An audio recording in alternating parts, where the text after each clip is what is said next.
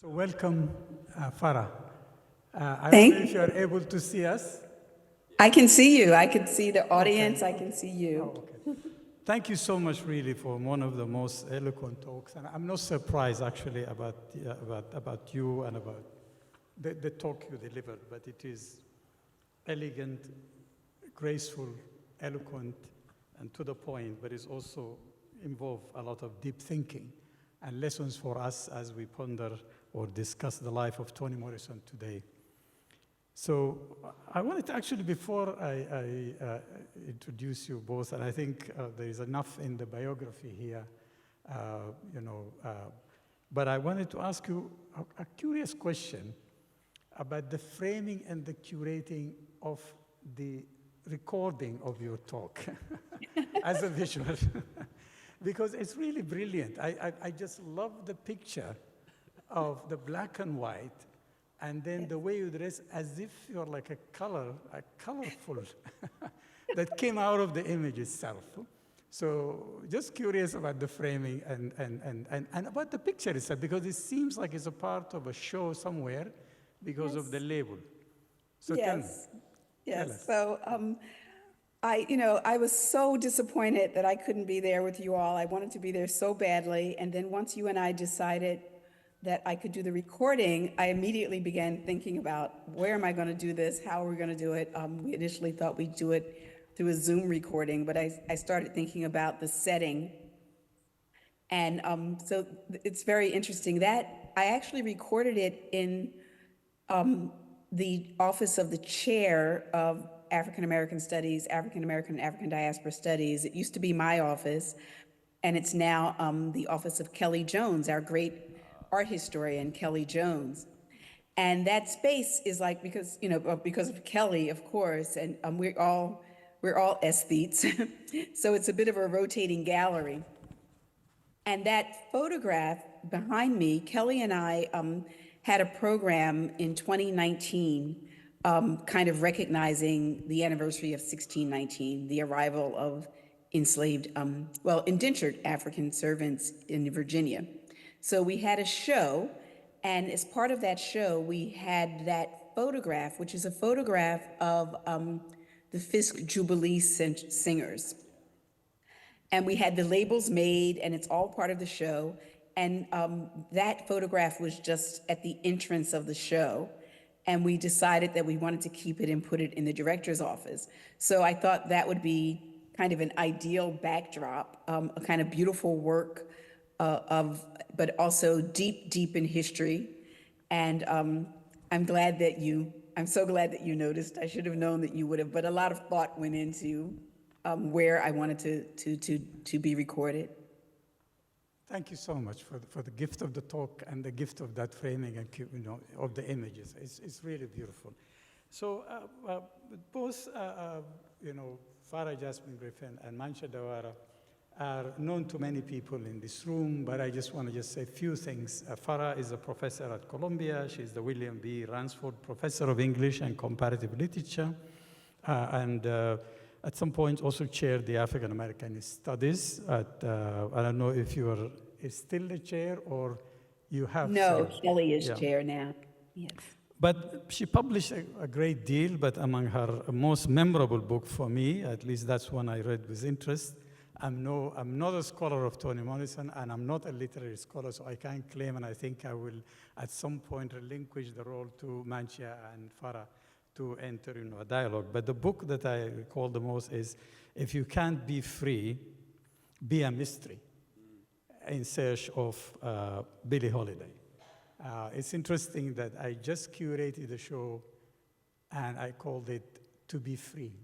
But it was named, it's about a South African artist, Gavin Yantis, who was involved in the anti-apartheid struggle. But the title came from another person, another singer, which is Nina Simone, because she has the song about, I wish I know what it means to be free. Yes. And of course, she answered that, and she said at some point in an interview, no fear.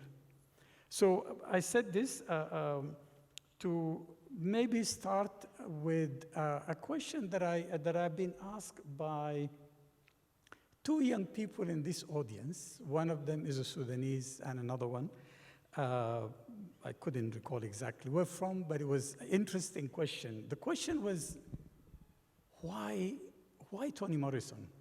And what was the thinking behind having this fellowship named after Toni Morrison? Of course, you've said a lot of things in this that could convince everybody.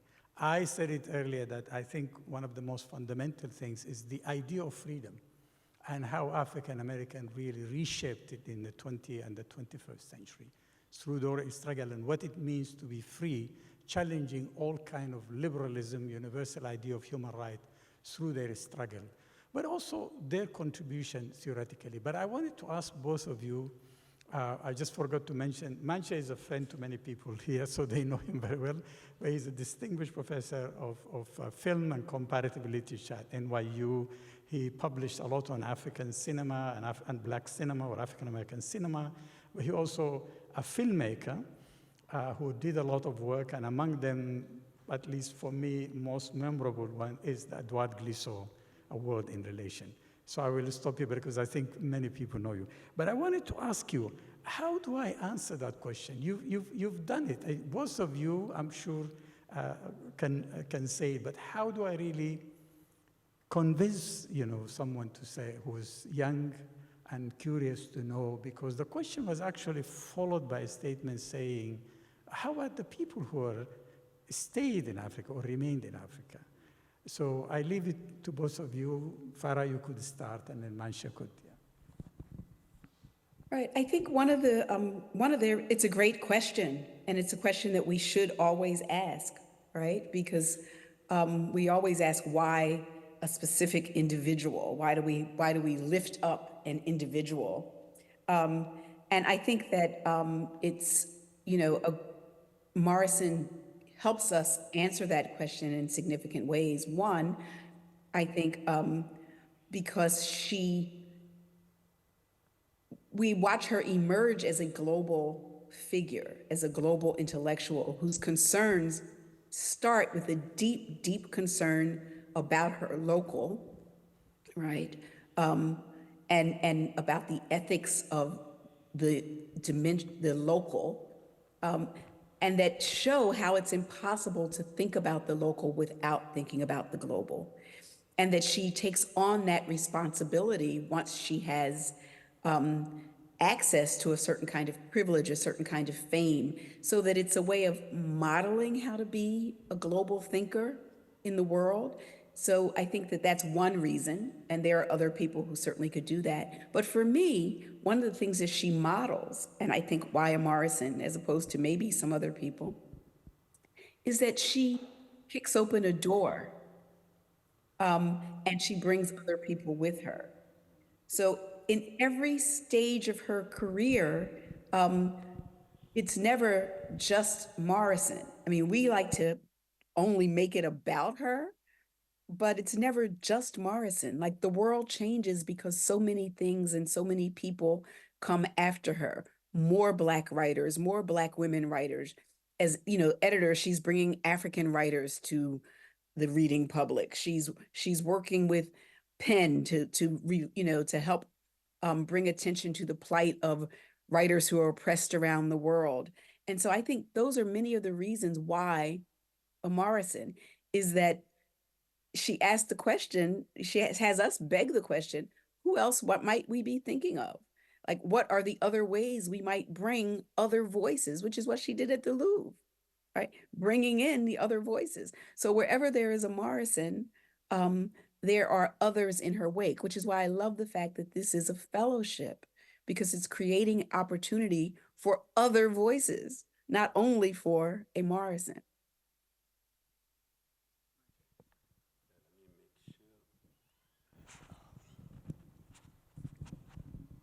Yeah, hope this is on. Okay. You can hear me, right? Okay. Well, first of all, I'd like to thank Salah Hassan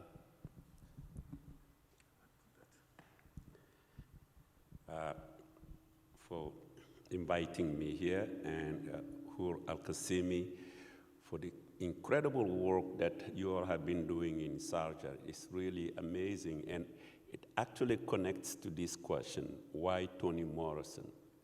And I think in many ways, the Sharjah Art Foundation, the African Institute, have answered that question by speaking for us. And when I say us, in Toni Morrison's writing, I don't mean just for African Americans. For African Americans, of course. I don't mean just for Africans. I don't mean just for white people or Asians. She gives voice at this moment in history, after decolonization, this moment after modernization, when the world has become connected and it needs a new aesthetic language, it needs a new writing, creative writing, and all the way to needing a new philosopher. And in many ways, what's crucial, I mean, we saw this in the powerful film by Ford Morrison, but also in Farah's great talk. What Toni is doing that is so amazing, she's a fighter. She's a fighter in the sense that she comes in, doesn't take prisoners, goes after Melville, goes after Hemingway, I mean, all the key writers of modernism that we were trying to understand, Toni actually deconstruct them in Play in the Dark, but we also saw it in the film here. What really impressed me in the presentation by Farah, Margot, but also in Ford's film, is that we see a Toni that's a great writer, creative writer, but then Toni that's a great literary critic. So you will think that we will stop there. Then suddenly we see an art critic coming, an art critic that's looking at a painting that only people like you can talk about. Suddenly she goes after this fearlessly, and then she comes as a philosopher. This is the morality question that you raise here, but it's also the stranger question, the stranger's home. So if you want to understand our world today, you have to read Toni Morrison. And of course, I didn't say anything. Many of you know Kamara Lai in this room, the African writer who wrote L'Enfant Noir, The Dark Child. Now, many of us, we read that book with Black Boy, with other things, until Toni Morrison came along and wrote about the radiance of the king, Le Regard du Roi. Suddenly, we began to see Kamara Lai with a new light. We thought he was just doing autobiographies. And Toni taught us, both in Africa, in the US, in Europe, how to read this writer differently. She did the same thing with Henri Dumas. So as a literary critic, give voice to people who didn't have voice before, who were only trying to understand. And then, like in T.S. Eliot's book, that's not it, that's not it. Every time he tried to understand, Prufrock says, no, he didn't get it. Toni Morrison said, no, you speak now. We want to hear you. We're tired of hearing T.S. Eliot. This is what makes Toni a formidable writer, but a fighter and a brilliant person. What I really needed from the two of you is to actually speak to each other, because I felt both of you are literary scholars, and maybe that would be a more productive way. But if I just turn before you start this, is to the whole, like my own experience in being in the United States. What does it mean to be an African and to study at UPenn, then to move and teach at Cornell, SUNY Buffalo, among others? What did I learn from the African American experience? For me, when I listened to Toni Morrison or read her or listen to your presentation is the critical theory aspect of it. Is that it is one of the most brilliant, when I just generalize about other writers, issue of race. For leftist, anti-capitalist people, the class was actually the category. You read Richard Wright and others who criticize communism and think, then you learn race is very important. That's a major contribution. Intersectionality also was one aspect, that bringing in gender, bringing in the multiple dimensions of oppression of women, black women versus white women, black feminism versus white feminism. All of these things could never have been without the African American experience. So, I mean, along these lines, also you learn from Du Bois, you learn from Fanon. What does it mean to be black? The double consciousness, all of these things that are, I think, great lessons for continental African who may have left or not the continent, but this is, in my view, the contribution. So I just wanted your own reflections on these issues. Farah, you want to go first? Oh, my goodness. I want to hear what Monty has to say. I mean, I think that, you know, the African-American experience as reflected through Toni's eyes, I think, you know, she recognizes, and it's not just African-Americans, I would say it's also what she calls the New World African, right? That's what the phrase that she brings about in Tar Baby, the New World African. That is born of modernity. She makes us look back at the sort of birth of modernity and the ways that people have been talking about modernity and say, how dare you talk about it without talking about this thing called the transatlantic slave trade. You can't talk about global capitalism. You can't talk about globalization. You can't talk about modernity. You can't even talk about what you're calling post-modernity unless you talk about the disruptions that were caused, the mass deaths that were caused, and the new creations of cultures that were caused, and also a recognition of these peoples of African descent when they encounter this new land and the peoples who were already here, right? And so she gives us a completely different kind of cognitive shift that we have to contend with. And she does it in this beautiful and eloquent language that seduces you in, and you don't even know that you're encountering critical theory. You don't even know that you're encountering critical race theory before it has a name. You don't even know that she's doing exactly what Mancha says, where she's undermining the Western canon, because she will undermine the Western canon from Homer and Ovid in a paragraph in a novel. You know, like she will do that. You realize, oh, this is a beautifully written paragraph. It works well narratively. But the more you read that Western canon, the more you understand what Toni just did there. And so I think that I always say she makes African American peoples always peoples of African descent as a world historic people. And not the only ones, but she lifts that experience up and says that we have something to teach the world, and that we transform our understanding of the history of the world.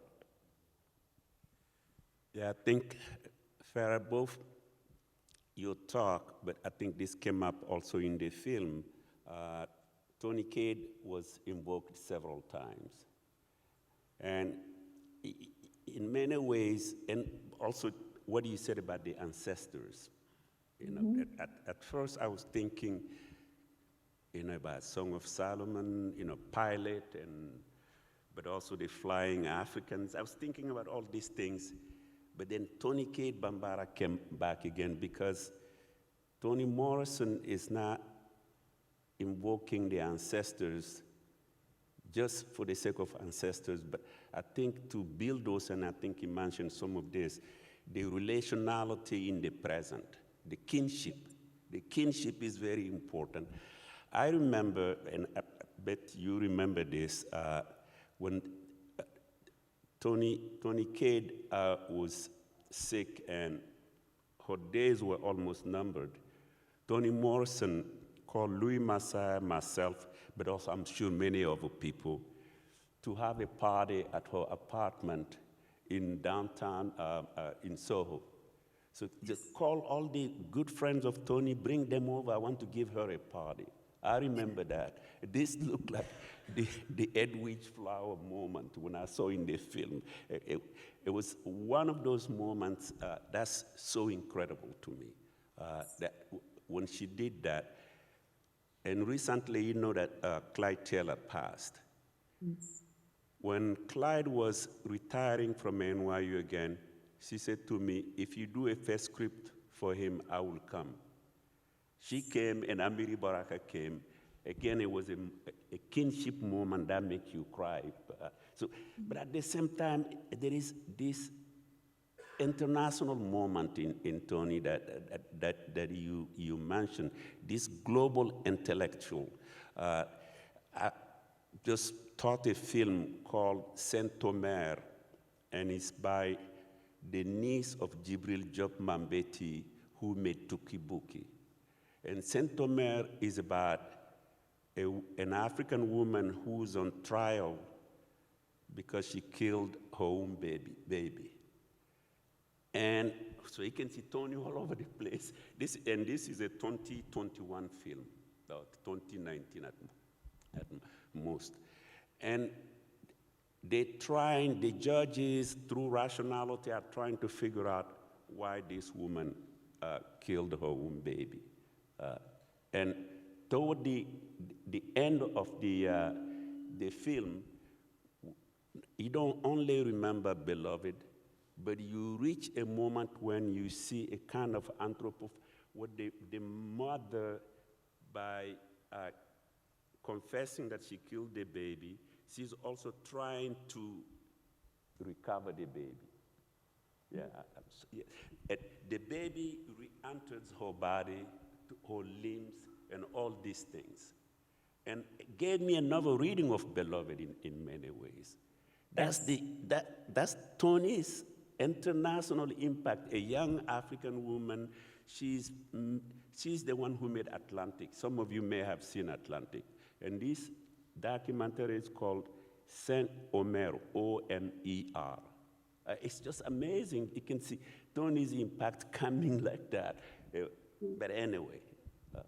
And I think, one of the things that she talked about in interviews also was reading broadly, and how in the late 50s, early 60s, she's reading a lot of African writers. Yeah. And how it's only in African literature, she says there's a moment in one writer's work, it might be Achebe, I don't remember right now, I'll have to look it up, where she says the man reaches out and lovingly touches the woman's hair, the Black woman's hair.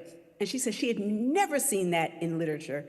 It wasn't even a part of the imagination, because Black American women had been so demonized for the texture of their hair, right? That she'd never seen that kind of loving gesture. And so that African literature gave her that possibility. And so that there was the exchange. And I think there's also really interesting work of Toni as editor, editing African writers, editing Quincy Troop's collection of third world writers.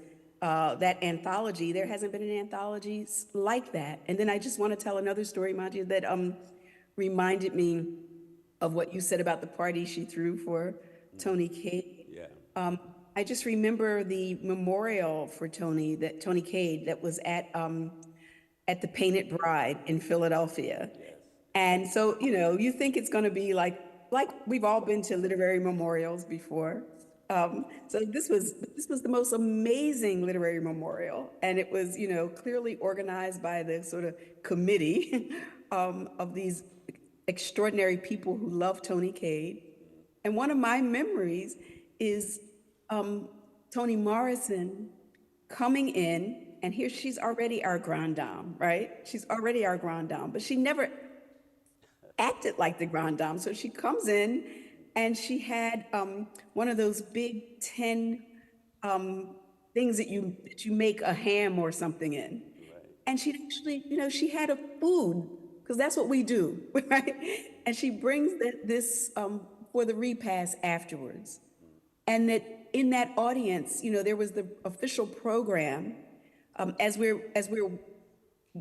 like, bringing Toni Cade, honoring her life, but knowing that she's about to become an ancestor, right?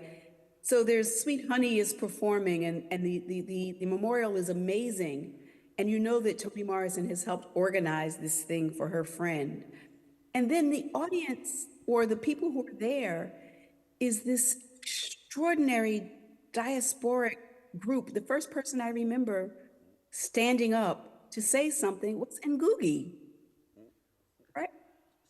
And I see that as part of her curation too, as well as Toni Cade is making this transition to ancestor.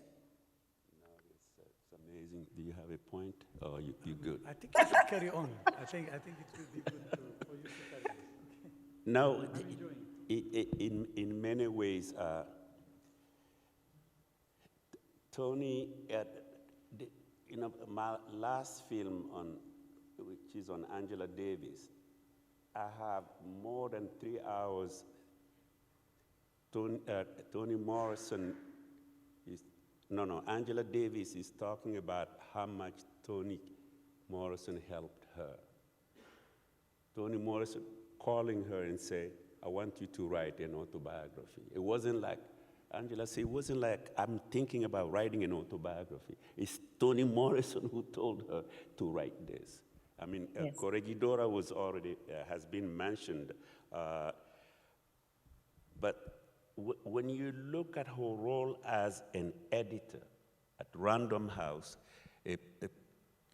picking people, I mean, Angela Davis just started naming them, so-and-so, so-and-so, they're writers because of Toni Morrison. And she herself had now written her books yet, many of her books yet. That part too, I don't know if you want to address that question. It's fascinating. I did some work on in the Random House archives to look at Toni as editor, and I had spoken with her about her work as editor. We have Huey Newton on paper because of Toni. We have Lucille Clifton. We have Henry Dumas, who died young and tragically. And what she does there is not only brings his work that had been published by a small Black independent press, she brings it to Random House, and then she keeps publishing him. But then here's, I'm starting to notice a theme here. After he is murdered by police, she has a collection of his work coming out, and she goes through what then would have been a Rolodex, right? Now it would be your contact list in your cell phone. And she writes everyone, and she says, we can't wait on the newspapers to review this, right? We need to come out. I want you to buy this book. And we're going to come together. We're going to have a party. And I want you, Amiri, to read this poem. And I want you, Toni Cade, to read this story. And we're going to gather together, and we're going to breathe life into his words. What editor? She's doing that as an editor. She's finding the place, having the party, and then giving people their role to breathe life into this young man's work. So her role as editor is just unheralded. And she, again, she changes world literature and culture by her writing, but there's also that kind of unheralded role of what she does as editor. And I don't know any other editor who does what she did. Yeah, there is the human being, as you were talking. It's a human being. There are two anecdotes. One time in Soho, Wole Soyinka and then myself and Toni having dinner, and they both took out the hot pepper, something spicy, and I'm sitting there watching them. I had never seen that in a fancy Soho restaurant. I don't know how that happened. Yes. And I really, right. That's the human being too. Yes, right. No, Yeah, please and go ahead. the human being is in all of these ideas, right? It's at the core of that kind of human, what you call kinship connection, Yeah, is at the core of these ideas about what brings people together, and not without a willingness to acknowledge the differences and the potential for conflict or any of those things, but that at the core we are human beings, and that's where we meet. And I think if you haven't seen, I think you all are screening the Pieces I Am, but you know that's the direction in which the Pieces I Am go to. It goes to there's got to be a place where we can start over, right, where we can, as Baldwin says, where we can begin again. right. And I think that place for her is place at which we can recognize each other in connection, in community. Now, to go back to Salah's point about racism, Yeah. you know, Toni Morrison, so I didn't want to bring Gleason up, but Yeah, let me you try can bring- just a little bit. So, yeah, Gleason talked about opacity, which is not just resistance. And then you read Toni Morrison on European, well, on American white writers, when they go to the darkness,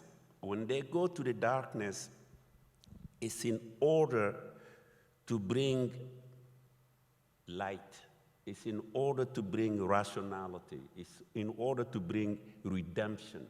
And so they bring white in, and the white is in order to make you go from blackness to whiteness, you are a better human being in the image of God. This is what Toni Morrison is bringing up in Playing in the Dark. Then Toni Morrison goes to darkness in order to bring up creativity, not oppose black to white. And so I love Faulkner, I love Toni Morrison, and Gleason was always trying to reconcile them in a way. And Toni said, they're not writing for me, just as the earlier people, African-American writers were writing sociology and politics. Toni said, they're not writing for me. So and in order to write for me, you need to look at my complexion. You talk about the hair, for example. You need to really see me in a different aesthetic that these other writers were just using me in order to explain a situation. I want you to look at me as the human. I was quite, in Playing the Dark, that moment, how light and black were played against each other. I was really into that. Right. No, she, she's such a good reader of text and of tradition, and therefore of worldviews that either emerge from those texts or inform or shape or are shaped by them. And so she sees what role or what, the efficacy of Blackness is for those white writers. And that's not what she's using it for, and that's not what she's going to use whiteness for either, right? She's not going to do that. But one of the things you said struck me, that one of her last pieces of writing is a short piece that she writes for The New Yorker after Donald Trump wins.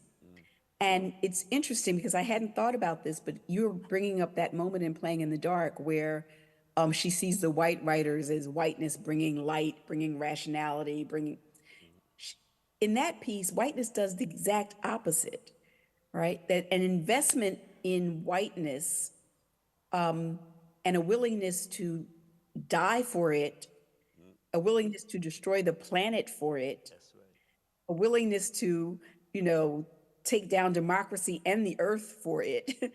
And she says, people are in this idea, right? That people are so invested in it that it's ultimately meaningless, but they are willing to become unhuman They are willing to do things. She says they are willing to kill babies over it. Right? So it's so interesting that I think you're right. It starts there with that reading and playing in the dark. They think it's rational, they think it's light, right? They invest it with all of that meaning that they are then willing to do these devastating, horrible, including destroy themselves over it. So I think you're absolutely right with how she sees it. And then that thing, the second part of your comment is what she says is like, those people aren't writing for me, right? They aren't, they're involved in a conversation that I'm not even interested in, right? And that the conversation is not about us, it is making us useful for something else, right? But if I'm really interested in this group of people, and not interested in how to mobilize them as symbol for something else or another set of conversations, then a whole world opens up.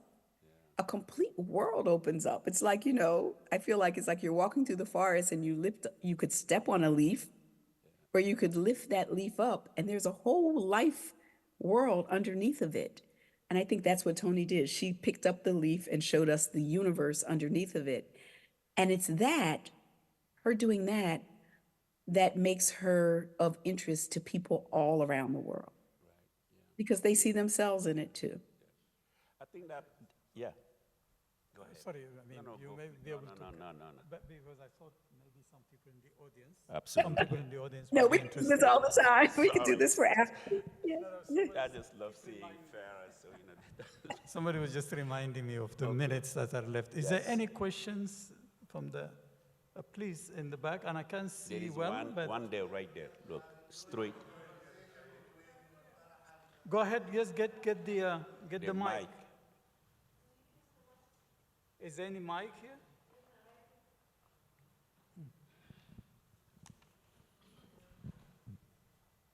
Is only one person, or there are more people?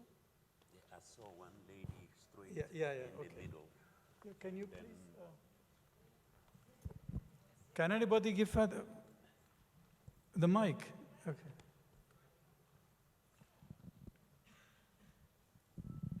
There are two people there.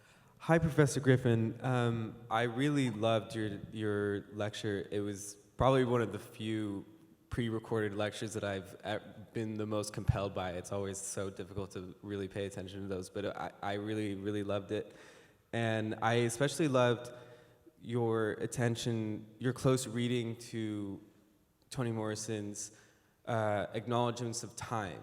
And especially when you were talking about, when talking about in the late 20th century, the mass movement of people and, how, I don't remember the exact quote, but excluding the transatlantic slave trade, there's never been, such movement of people. And so I have a sort of complicated question for you that I've been trying to map out on paper, but I think that what makes her such a monumental creator, person, whatever, is that she was one of the best at so many things. She was one of the best writers that's ever lived. She's as you were saying, one of the best editors that's ever lived. But one of the things that she did for me that I think is so quintessential to her work that isn't acknowledged as much is how profound of an archivist she was. And I especially, am thinking of the Black Book that she had created, and how, for those who don't know, she made one of the most profound collections of primary sources of the history of Black Americans.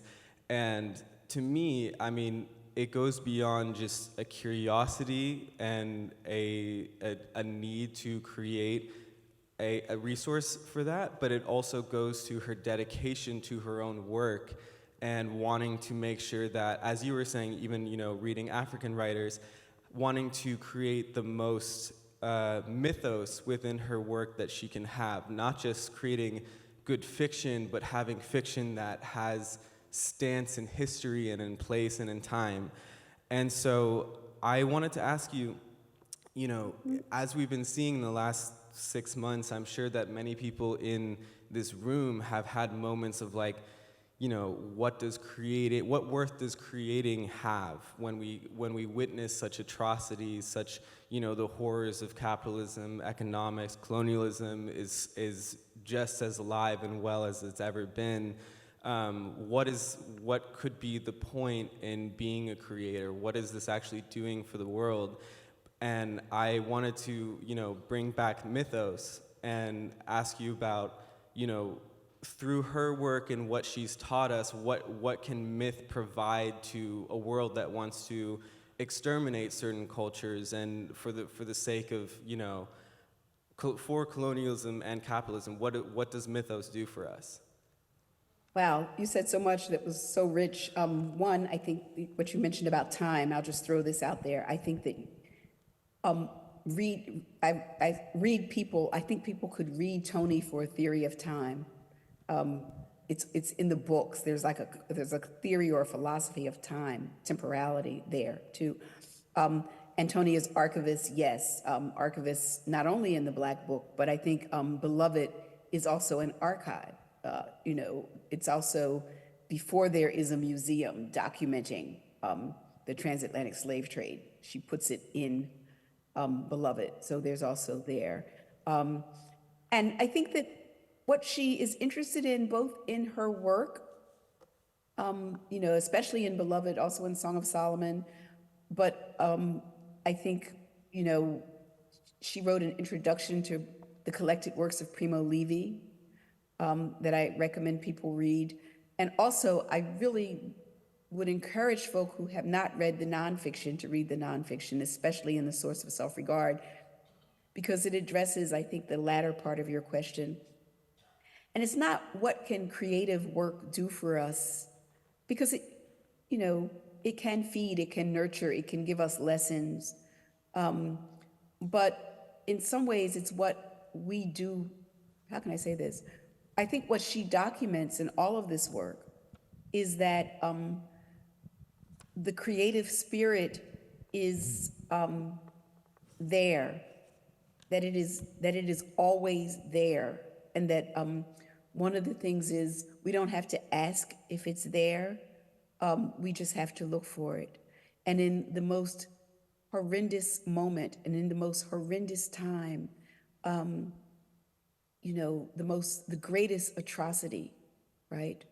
That there is a mind and an eye and a mouth documenting it and writing it and drawing it and leaving behind a record of it. And all we have to do is look for it. And so I think that's something I think that she finds so compelling. And it's not that what can great art do for us in a horrible moment, it's what can that desire and need and capacity for creating do for the anonymous individual.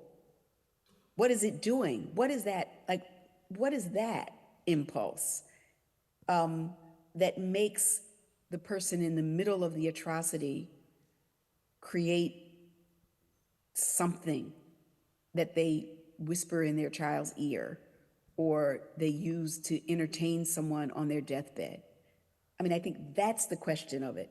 And in mythos, more than in history, and she shows us this in the fiction, it carries that impulse.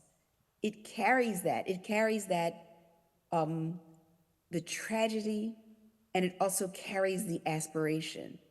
It carries the desire. It carries the history, but not only the history. It carries the imagination of a possibility. It also carries, it might be the only way to really deal with the trauma. It also carries that. So I think it's all of that. I hope that addresses your question. Yeah, let me see if I can add a couple of things to that. I think what it does for us, one is to have the courage, the moral and ethical courage to denounce genocide, wherever the genocide is, to denounce these crimes. So I think Farah talked about that. The film also talked about that, to have that courage, and Toni had that courage. But the other point for me, what does art do for us? I think that people like Toni among the special ones, they have taught us through the imaginary a new language, a new aesthetic, and I'm very optimistic here without denying the atrocities. We've won the war in terms of trembling with the trembling of the oppressed. We won that war. Before, we didn't know how to, we were looking at thesis, antithesis, oppositional discourses. Who's right? Who's wrong? For example, Palestine, Israel. But that war is already won. I think when Trump began to describe people, do you see all those people crossing the border, the very big, the very tall? He doesn't scare people anymore. He becomes comical. In the past, when he says that, of course, there are people who buy into this. But we won the war, and you have the backlash.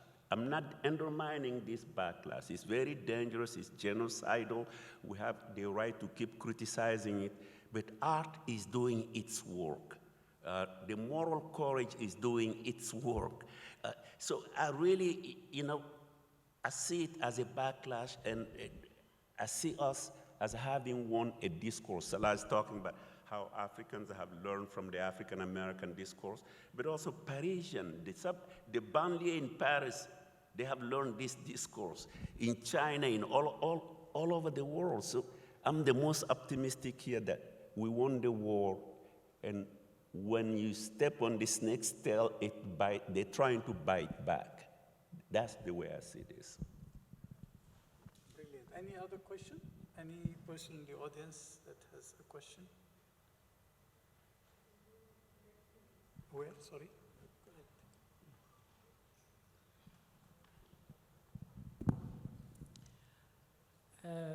Thank you so much for the wonderful presentation and the discussion as well.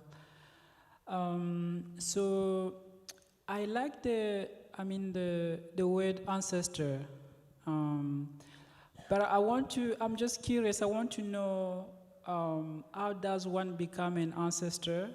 So the process of becoming an ancestor, because it seems to me that not everyone who has departed the world can be called an ancestor. So I just want you to, to reflect on that, especially, Professor Mancha Diawara, in African, mode of thinking, so that's my question. Sarah. Yeah, I think that in Morrison's work growing out of a kind of African-American ethos, where there aren't the very, how can I say this? I think that there's a way of honoring the dead of the Middle Passage and the dead who survived the horrors of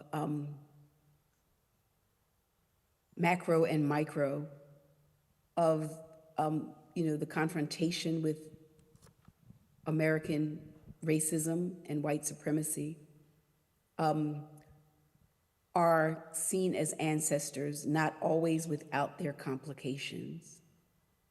Not always without their complications, but I think that is, and through various, and it's not part of I would say that it's a language, the language of ancestry in the African-American context is language that was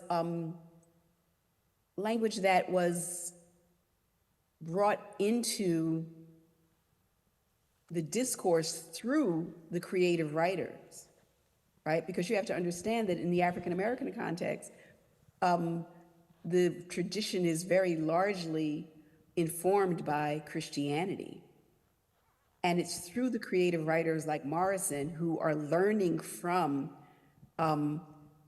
mostly West African spiritual traditions and the relevance of ancestors and ancestry who bring that language into an African American context, but if not necessarily the ways of people becoming ancestors. So that would be my answer. Yet, in many ways, I mean, there is a negritude poet, Birago Job, whose poems are coming back all the way from rap music to intellectuals who are revisiting negritude movement. And the poem is called Breath.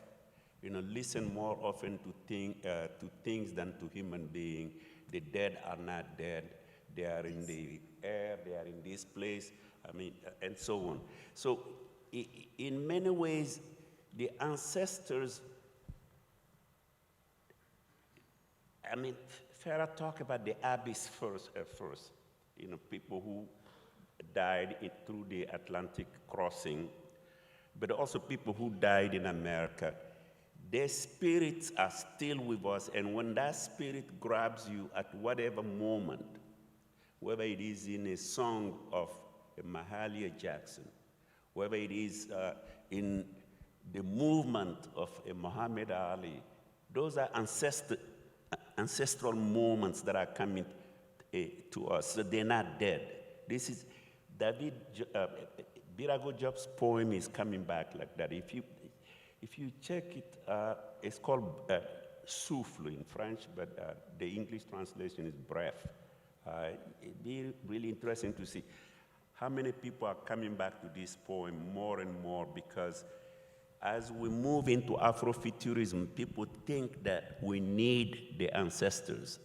Of course, people like Toni Morrison knew that before. Yeah, and that song, I mean, Sweet Honey has a song that must be based on that poem because they sing it beautifully with Bernice Johnson Reagan. Yeah, breaths, the ancestors' breath. Any other question? Yes, that would be the last one. Okay? They have Farah, she can go. No, I think I saw one in the front row. Oh, Yes, okay. right. Riche, now you? Oh, definitely there. No, I'm happy to hand over the mic. No, it's okay. You can ask the question quickly and we can take other questions. Okay. Thank you so much. Farah, you were, I would echo the gentleman behind me. Your talk was really wonderful. The paper was great. And Manthi, I'm a fan as always. I just had a question right now because you brought up Afrofuturism, and one of the writers that I read, Nnedi Okorafor, who's Nigerian-American, talks about Afrofuturism versus African futurism, and there's a distinction because Afrofuturism, she says, as African-American. And I'd been thinking about it through the film and Dr. Farah, your talk. When I was in high school in Pakistan and I did O-levels, we read Chinua Achebe's Things Fall Apart. And I was thinking about, again, African fiction literature versus African American, and how for us the context changes because African literature and the conflict was about conflict within your own people, whereas the African American was talking about the other. And I wonder if you could talk about that, if that nuance between the conflict, who it is with, and how that dictates the relevance of internationalism, and how perhaps Toni Morrison's literature. And I'm also thinking that because Salah started with somebody saying, why Toni Morrison? And yeah, I think my question's really vague. I hope it made sense. No, it's perfect sense. I think that, I think that for Morrison, you know, the early African-American fiction was also with the conflict with the other. So she says with Ralph Ellison, it's with the conflict with the other. She says he titles his book Invisible Man. And she says, invisible to who? Because I see you. So you're immediately talking about, it's a racial conflict. And then when you move with Richard Wright, it's a racial conflict or a conflict with the West, and that she looks inward, and that the conflict in Morrison's books are almost never with white people, even though it's in a world created by white supremacy. And I would really have you look at Paradise. I don't know if you've read Paradise, but I would really have you look at Paradise, especially in this moment. So Paradise, about a group of very dark-skinned Black people who found their own town because they are ostracized not only by white people, they're terrorized by white people, and they're ostracized by upper middle class, very light-skinned people, and they create their own town, which should be a paradise or a utopia. And then you get everything else, and the conflicts between generation, between class, between history, and ultimately the big conflict there, the two sort of sites of conflict are between a group of free women and the patriarchs of this Black town, right? So I think that she is, saying who becomes other when it's us. So, suddenly what happens there? Especially when we are the ones who have been victimized. We have been so victimized and so terrorized that out of that fear to protect ourselves, we become the victimizers and the terrorizers in the place we create. What's the cost of creating the utopia for some people? Any other? Okay, so one final question, or there's any other question? We can take just 2 questions maximum, or any comment? I'm sorry, it's a little bit more of a comment than a question, so you'll forgive me for that. But I was so struck as you were speaking, Professor Griffin, about returning again and again to this question of who is the foreigner and the stranger, and thinking about those words in English and étranger in French. And I was reminded of, I teach Kiswahili at the Africa Institute, and I was reminded of something that I tell my first year Kiswahili students, which is that in Swahili, there is no separate word for stranger or foreigner. It's the same word as the word for guest. So mgeni means all 3 things. It means visitor, it means foreigner, it means stranger. And I don't bring this up to romanticize another culture, but I think there's something that Toni Morrison is getting at here. And in fact, there's a proverb that says, Mgeni njo mwenyeji apone, which literally means, let the guest come so that the host may heal. And the proverbial necessity of welcoming the other, that's written into the language. And I was thinking about the character of, is it Stamp Paid in Beloved, and the healing that comes from the welcoming and the being welcomed, this sort of mutual healing that comes from that relationship. And so much of, it's sort of the other side of what you're talking about, which Morrison also, I've heard her say in interviews about what it has done to the culture that is the perpetrator, right? The victims of history are these white women who would spit on a child, right? That destruction, that we need to be healed, right? By the guest, by the stranger. So all those things were in my head. They were coming to me as you were speaking, and I just wanted to share them. Thank you. Wow, that's extraordinary. Thank you. Thank you so much. Unless there is any other burning question, but I think I'm just going to give you the chance to say the final words from your side, reflections, anything. So, Farah? Oh, just once again, that I wish I could be there in your presence and to feel your warmth and just to have the conversations after the official panels. So I hope that I get to visit soon and see all the extraordinary work that you're doing. That final comment says it all. May we aspire to that, to live to that ideal. And I think that Toni's sense of ethical morality was already there. Like, she was already there, the stranger, the guest, it's just a beautiful next chapter. So thank you so much. Thank you, Salah.